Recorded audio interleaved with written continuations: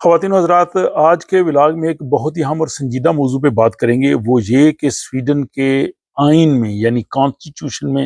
تبدیلی کے حوالے سے بات ہو رہی ہے۔ اور اگر کانسٹیٹیوشن میں تبدیلی ہو گئی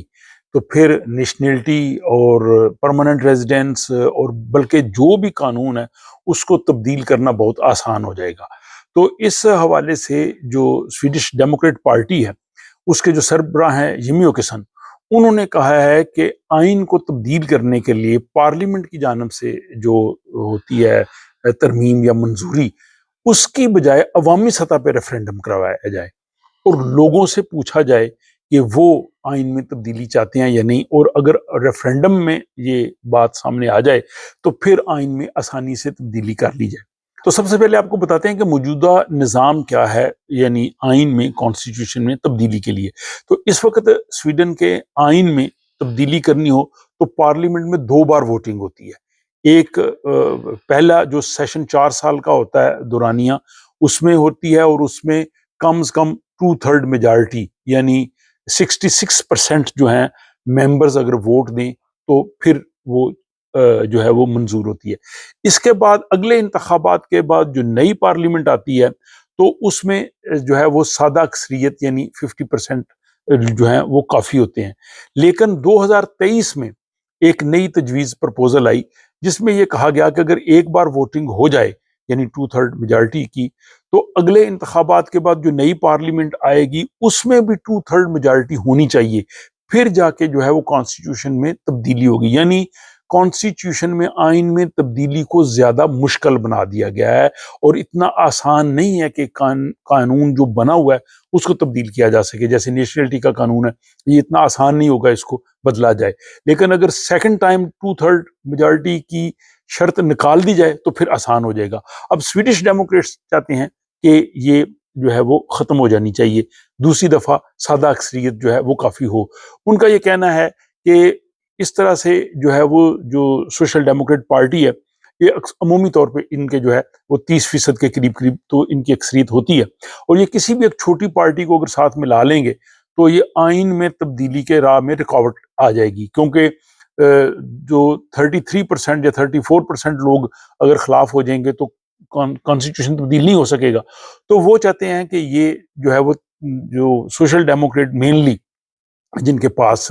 یہ رائٹ ہے اور وہ کانسٹیٹیوشن کو تبدیل نہیں ہونے دینا چاہتے، اس کو ختم کیا جائے اور اس کی بجائے ریفرینڈم کے ذریعے لوگوں سے پوچھ لیا جائے کہ کیا وہ آئین میں تبدیلی چاہتے ہیں یا نہیں چاہتے۔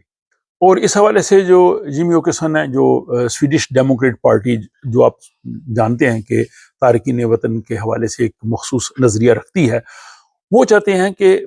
لوگوں کو حق دیا جائے، وہ یس یا نو کریں، اور ریفرینڈم کے لیے کم سے کم ان کو جو ہے وہ 117 پارلیمنٹ کے ممبرز کی حمایت چاہیے، یہ ریفرینڈم کا قانون بھی بنانے کے لیے۔ اب ان کے پاس اس وقت سویڈش جو پارلیمان ہے ان میں 72 سیٹیں ہیں، تو ان کو حمایت کے لیے مزید 45 جو ہیں پارلیمنٹ کے ممبرز کی حمایت درکار ہوگی۔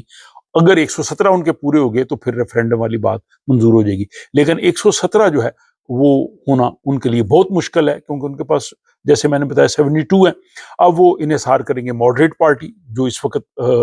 جن کے وزیر اعظم ہیں، وہ اگر ان کی حمایت کر دے تو یہ مسئلہ حل ہو جائے گا، لیکن ان کی جانب سے جو وزیر انصاف ہے گنر سٹرومر، انہوں نے کہا ہے کہ ہم ریفرینڈم کی حمایت نہیں کریں گے۔ یعنی قانون میں، کانسٹیٹیوشن میں، آئین میں تبدیلی کا جو طریقہ کار ہے وہ پارلیمنٹ ہی طے کرے گی، ہم ریفرینڈم کی طرف نہیں جائیں گے۔ اور اگر وہ نہیں جاتے تو اس کا مطلب یہ ہے کہ سویڈن کا جو آئین ہے وہ مضبوط ہوگا، وہ مستحکم ہوگا، اس میں تبدیلی اتنی آسانی سے نہیں ہوگی، اور جو قانون بن چکے ہیں جن سے لوگوں کو بہت سے حقوق حاصل ہیں، ان کو یہ تبدیل کرنا جو ہے وہ اتنا آسان نہیں ہوگا۔ تو بہرحال یہ جناب سویڈن کے کانسٹیٹیوشن کو تبدیلی کے حوالے سے جو بات آئی ہے وہ میں نے آپ کے سامنے رکھی۔ اب یہ پارلیمنٹ ہی طے کرتی ہے، اور پارلیمنٹ جو ہے وہ آپ لوگوں کے ووٹوں سے، آپ لوگوں کی رائے سے وہ مارز وجود میں آتی ہے۔ لیکن افسوس کا مقام یہ ہے کہ ہمارے لوگ جو ہیں وہ اپنی رائے کا اظہار نہیں کرتے۔ جب انتخابات ہوتے ہیں تو اس میں تارکین وطن کی جو ہے وہ بہت بڑی تعداد اپنے ووٹ کا حق استعمال نہیں کرتی، اور پھر جب اس طرح کے قوانین بنتے ہیں تو پھر ہمارے لوگ کہتے ہیں جی یہ قانون ہمارے خلاف بن رہے۔ تو اگلے سال جب انتخابات ہوں گے ستمبر 2026 میں، تو آپ اپنے ووٹ کا حق کا استعمال ضرور کیجیے تاکہ وہ آپ کے تحفظ اور یہاں کے جو آئین ہے اس کے تحفظ کا بھی ضامن بنے گا۔ تو آج کے اس ولاگ کے حوالے سے اپنی رائے کا ضرور اظہار کیجیے۔ آپ بتائیے گا کہ کیا